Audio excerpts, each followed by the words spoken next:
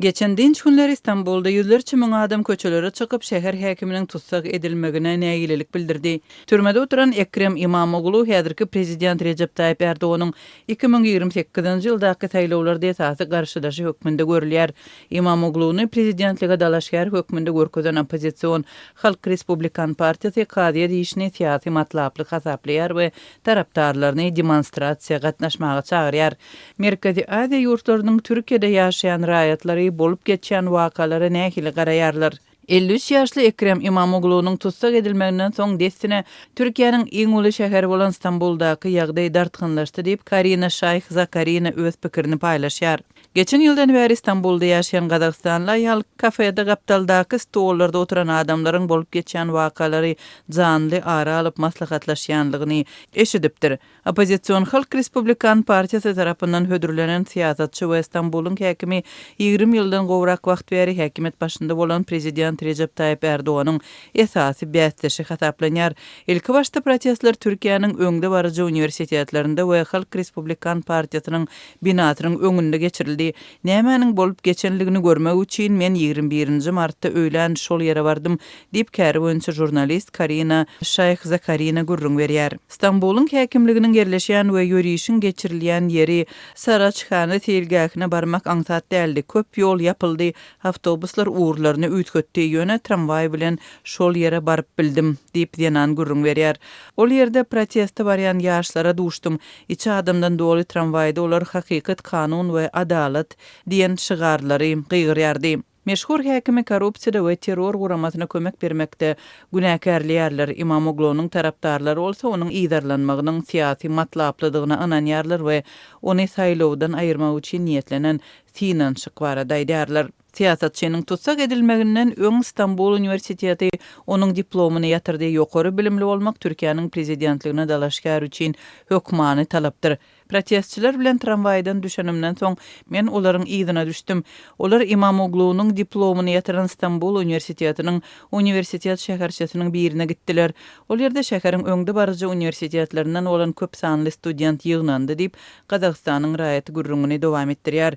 Şygarlar ýazylan plakatlar bardy. Ýol uğrunda Türk ýaşlary bilen gepleşip başladym. Näme üçin köçelere çykanlygyny soradym. Ýigitler özleriniň geljegi barada alady edýändiklerini aýtdylar. Olaryň pikirine görä İmamoğlu'nun diplomunyň ýatyrylmagy olaryň hem hukugyny bozýar, kepilliklerden mahrum edýär. Mundan başga da olaryň pikiriçe onuň tutsak edilmegi demokratiýa we azatlyga awanýan nowatdaky töwekkülçilik. Şaýh-Zakarinanyň sözlerine görä universitet binasynyň daşyndaky protestlerden soň studentler şäher häkimligine tarap ugrapdyr. Ol ýerde ýam häkimiň tarapdarlary bardy. İmamoğlu şäher häkimi wezipesine 6 ýyl ozal geçipdi.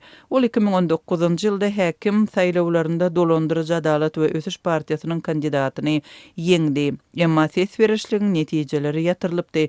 Häkimetler İmamoğlu'nun peýdasyna berilen sesleriň sähel köp bolanlygyny aýdyp täze saýlawlary eglan edipdi. Saýlawlarda İmamoğlu has ynamly ýeňiş gazandy. Ol öz tarapdarlaryna hemme zat gowy bolar diýdi. Bu soň onuň meşhur sözüne öwrildi. 2024-nji ýylda Ekrem İmamoğlu Erdoğan'ın partiýasyndan bolan kandidata garşy ýene-de ýeňiş gazandy. Men Türkiýanyň raýaty däl, bu ýerde ýarym ýyl ýaşaýaryn we ýurduň siýasatyna baha berip biljek däl, emma İmamoğlu'nun alyp baran işlerine soňky 3 ýyl bäri tin edýärin. Maňa onuň ýyrat bilen ara gatnaşygy ören hoş ýakdy. Şol gün häkimligiň öňüne baran adamlar baýdaklary we plakatlary göterip ýekelikde halas bolmarys, ählimiz ýa-da hiç birimiz we hemme zat gowy bolar mazmunly şygarlary gygyrýardy diýip Gazagstanly ýanan 21-nji martda gören ýagdaýlary barada gurrun berýär. Bu ýerde ýaşlar hem bardy, garrylar hem bardy. Iftar agzaçar wagty golaýlardy we häkimligiň öňünde suw we azyk paýlanýardy. Bu aralykda golaýdaky Rim suw akabatynyň ýanynda polisiýa işgärleriniň uly hatary düzüldi. Olar soň giýje protestçiler bilen çaknyşdy. Olar ähli ýerde men polisiýa şeýlindäki şunça adamy köpden bäri görmendim diýip ýanan aýdýar. Demonstrasiýa Demonstrasiýalaryň ilkinji günlerinde polisiýa mähelläni dargatmak üçin suw toplaryny we göz ýaşardyjy gazy ulandy. Iň soňky maglumatlara görä demonstrasiýa başlalaly bäri 2000-e golay adam tutsak edilipdir. Olaryň arasynda bir kanun ýygnançyklara gatnaşmakda aýplanyp soň boşadylan jurnalistler hem boldy. 20 martda BBC Britan Media Korporasiýasynyň habarçysy ýurtdan çykaryldy we onuň deportasiýa edilmegi jemgyýetçilik tertibine awanýan howp bilen düşündirildi. Mende gorku bolmady, jurnalistiň professional gyzyklanmasy döredi, belki bir näçe ýyldan soň kitaplara girjek taryhy wakalara şahit oldum. Türkiýe bize ýakyn ýurt we men onuň ýaşlaryna, uly nesline we dymmaýan ählisine buýsan ýaryn.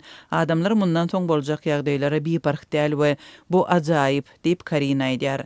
Türkiýanyň kiçi bir şäherçesinde ýaşaýan we hyzmat puwdagynda işleýän türkmen blogçysy Döwlet ýurtdaky protestlere ýakyndan ýydarlaýar. Demonstrasiýalaryň köpçülikliň häsiýeti we gerimi onuň göwnünden turýar. Çäreler diňe Ankara we Istanbul ýaly uly şäherlerde däl, eýsem kiçi şäherlerde de bolup geçer. Döwlet yerli ýaşaýjylaryň syýasy wakalary işçiň ara alyp maslahatlaşýandyklaryny we öz pozisiýalaryny batyrgy beýan edýändiklerini aýdyp, munyň iň ýapyk we repressiw döwletleriň biri hasaplanýan Türkmenistandan düýp götür tapawutlanýanlygyny belliýär. Ýaşaýan şäherimde İmamogluny goldaýan şäherler bar, adamlar çykyp nägileligini görkezýärler diýip döwlet bu ýagdaýa köne gwardiýanyň gitmek islemeýänligi sebäp bolýar. Olar öz garşydaşlaryndan gorkar, olar bilen öňünden söweşýär, gorkuzýar we wepalylyga iterýär diýdi. Blogçy Türkiýedäki watandaşlarynyň köpüsiniň siýasatdan daşlaşmagy tinanşýanlygyny öňe sürýär. Olar protestler barada pikirini paýlaşmaýarlar we taraplaryň hiç birini gollamaýarlar. Döwlet munyň sebäbini migrant işçileriň zordan gün görmäge çalyşýanlygy we ören agyr ýagdaýdadygy bilen düşündirýär. Resmi maglumatlara görä Türkiýede 200 000-den gowrak türkmen ýaşaýar. Hakyky san has köp bolup biler. Türkmenistanyň raýatlary Türkiýe gazanç üçin barýarlar we şol ýerde köp ýyllap käte bir kanun ýagdaýda galmaly bolýarlar. Halkymyzyň protestler barada näme pikir edýänligini sorasaňyz, bu jogapsyz. Türkiýedäki türkmenleriň 80% bir kanun ýaşaýar. Olaryň pasportlarynyň möhleti gutardy. 15-20% bolsa gyzyklanmaýar. Biz gepleşýäris ýöne bu temadan tesvir berip bilmeýäris. Türkmen hökümetiniň Türk hökümeti bilen ýakyndan işleşýänligi sebäpli aktivistlerimiziň deportasiýa edilen ýagdaýlary boldy. Söhbetdeşliklerimizde özümize degişli temalary, pasportlary, ýaşamak üçin jaý, işi ara alyp maslahatlaşýarys diýip döwlet düşündirýär. Blogçynyň bellemegine görä Iranyň hökümetiniň pesilmegine we ýokary inflasiýa garamazdan türkmenler öýlerine dolanmagy howlukmaýarlar. Bu ýerde hemme zat gymmat ýöne Türkmenistandan has gowy. Şol ýerde aýda $100 gazanyp bilersiňiz, Türkiýede bolsa ýaşaýyş jaýyny töläp we azyk satyn alanyňyzdan soňam $300-500 gazanyp bolýar. Şepagat uýasy we öý işgäri bolup işleýän aýallar öýlerine $1000 çenli iýerip bilýärler. Olar näme üçin Türkmenistana gitmek islemeýärler? Olar soň şol ýerden gaýdyp bilmeýärler we ol ýerdäki garyplykda galýarlar diýip döwlet aýdýar. Bu ýerde ýaşaýanlaryň köpüsi 15 ýyl bäri maşgalalaryny görmeýär. Bu hakykatdan hem gorkunç ýagdaý diýip Türkmenistanly bloger belledi. Opozisiýa Ekrem İmamogluny goldamak üçin 29 martda Istanbulda ýüzlerçe müň adamyň gatnaşmagynda geçirilen ýörüşden soň protestleriň indi her dinç güni ýygyderli geçiriljekdigini aýtdy.